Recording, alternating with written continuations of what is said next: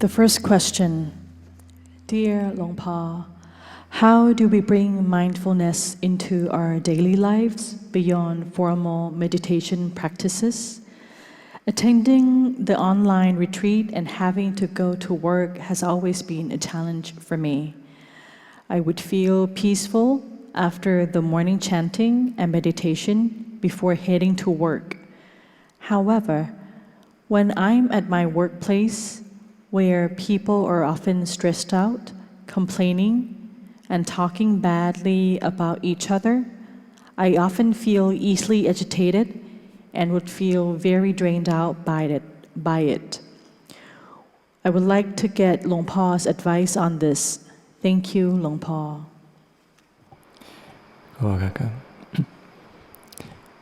So we need to have mindfulness.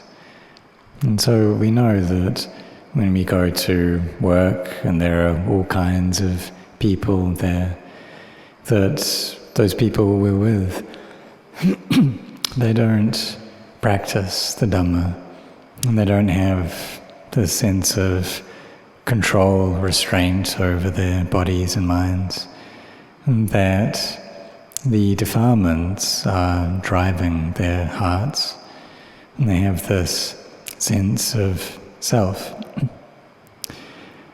And so there's this feeling that I'm good, other people are not good, and they think in ways that bring themselves stress, and they go and gossip and talk badly about other people. And so these are all sensory experiences that one meets with when one goes to work like this. And when you receive those already and you feel annoyed, then this is a defilement which is coming up for you. And so there are these defilements within these other people, and they're expressed, or they express them through their body, their actions of body and speech. And then you listen to that, you feel like you don't like it, that you're annoyed by it. And this is the defilements coming up for you then. And so there's anger, dosa, which is beginning to arise. And in this case, the energy of one's heart starts to reduce, get wasted. So you need to have mindfulness here. And to think that right now the mind is becoming deluded by these objects that it's experiencing. There's a sense of self that has arisen already, and there are other people, a sense of other people have arisen already. This feeling or an understanding that there are other people that aren't speaking well, and that I am listening to this. And so there is the sense of there being these other people, and we are listening to them or experiencing these sensory impressions coming from them. And the mind is becoming deluded in that, and it's concocting, proliferating upon that. So we need to have mindfulness teaching our minds. So we can teach ourselves how before we didn't feel annoyed, but now this has come up. And it's something which is not sure, it's unstable.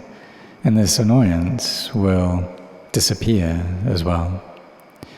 So if we have mindfulness there, understanding these things as they happen, seeing them for what they are, then we will slowly improve and gain an understanding. And the annoyance that we feel and the proliferation that comes from that will be reduced. But if we don't understand it for what it is in time, then the mind will just carry on thinking, proliferating about this, and the energy that we waste will just constantly be wasted. So in our practice, we need to understand these sensory experiences for what they are in time. We need to have this knowledge right at that point where there is this contact. So we need to be looking after our minds well.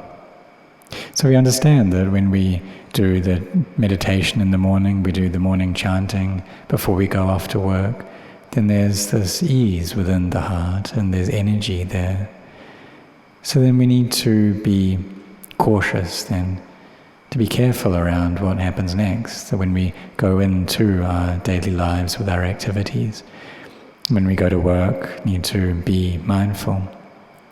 When we meet with these sensory experiences, and there are people saying things that we don't like, we need to be cautious there and not allow the mind to chase after that experience, and rather just carry on training the mind. So if our samadhi is good and this feeling of irritation arises, then we see that it's just a feeling that comes, stays for a bit and goes. And that the mind doesn't get involved with that the feeling is just a feeling. There's still that feeling of irritation there, but the mind is able to separate out from that feeling. And so this is something that we can experience and train in little by little. And as we practice, then we'll slowly develop this ability. So just try training and practicing like that. Dear Longpa Anan, thanks for your kindness and compassion in guiding us on the path. As I am planning for my own funeral, I see myself attaching to the formalities and ceremonies. I do reckon that planning the funeral is more for the living ones. If I'm already dead, the wake does not matter to me anymore. For example, listening to a particular chant or theme of the funeral. The point is for my family, for a time for people to take my funeral as a reflecting point of the impermanence of life, as well as practice Dhamma on a daily basis. Is this the right view? Thank you. So the understanding that you have is a correct understanding. And so arranging the funeral of someone who has passed away, people can gather together and can contemplate into the nature of death like this, that people must die. That before they were a family member and were able to converse with one another, talk with one another, and they were born into this world. But one day this Dhamma of change appeared, and they have this breaking apart of the body and death. And this is something which is normal. And the Dhamma that the Buddha taught was that form is always changing like this. It's uncertain like this. That it's not a self like this. And so we arrange funerals. For the most part there's chanting. And that chanting, it's the teaching of the perfectly self-awakened Buddha. It's Abhidhamma, it's high Dhamma. And teachings about this form being something which is changing, which is stressful and not self. And both the physical form, there's the subtle forms as well, that they're changing like this, and that these forms need to die. And so it's not just for people to gather together and to chat with one another and not give rise to any sense of sobriety or dispassion in the mind. Rather, these funerals, they're on one level to give encouragement and energy to the people who are related or know the one who has passed away. It's not that it's not a good thing. It gives us encouragement to the family who are experiencing grief over the one who has died. It gives energy to their loved ones like this. And so this, and also encouragement for them to carry on with their lives, to carry on putting up a good fight in this world. And so this is the kind of common level of meaning of the funerals.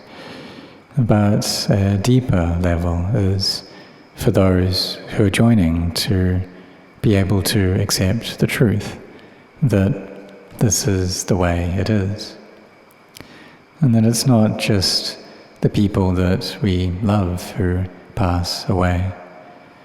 We can see that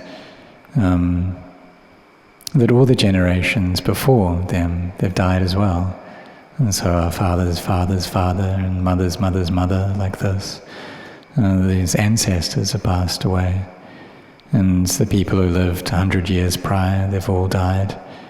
And for those who are living now, in 100 years, they will be dead as well.